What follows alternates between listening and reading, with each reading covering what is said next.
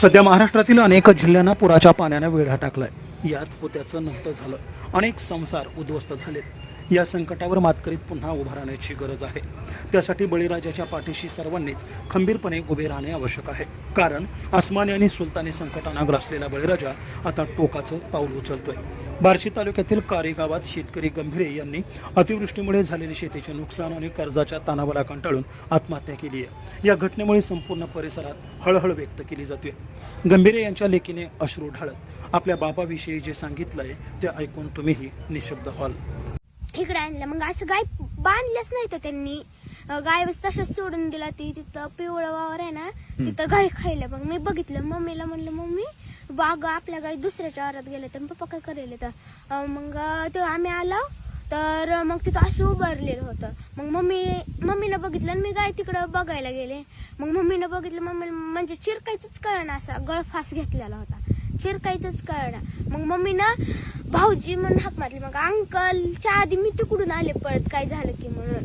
मग अंकल आलं, मग मम्मीला एकट्याला उचलूनच गेलं, म्हणजे असं वर मुंटका करायला उचलना गेलं। मग अंकलनी ती उचललं आणि आजोबांनी आडकी त्यानं ती दाव कापलं।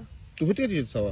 होते, पण असं वाटतच नव्हतं असं गेल्यावर भेटते तर कसं पण येऊन भेटते तर मला कसं भेटते असं, म्हणजे लय लाड करतात माझ्या भाऊन, माझा लाड होता जास्त। पप्पा काय म्हणायचं तुला?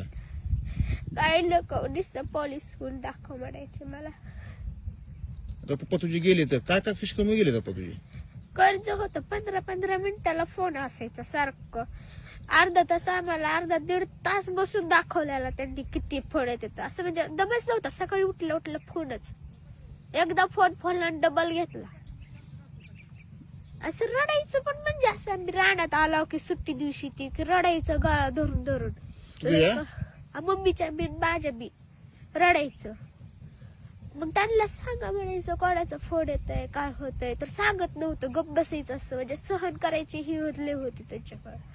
मग त्यांनी सहन केलं असं केलं। आता काय वाटतं पप्पा गेले तुला? वाईट वाटतंय, म्हणजे अशी कोणाची गाडी वाजली की पप्पाची गाडी आली म्हणून वाटतंय।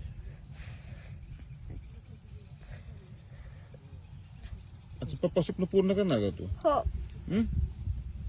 सरकारकडून काय मागणी आहे तुझी? जसं माझे पप्पा गेले तसं कोणाची जाऊ नये, हीच आहे। नुकसान शेतात झालं तुमच्या? हो, सगळं ऊसात पण पाणी आहे, पेरूत आहे, लिंबूनी सगळीकडे पाणीच पाणी आहे। आणि पेरूला पाणी लागून आळ्या लागल्या।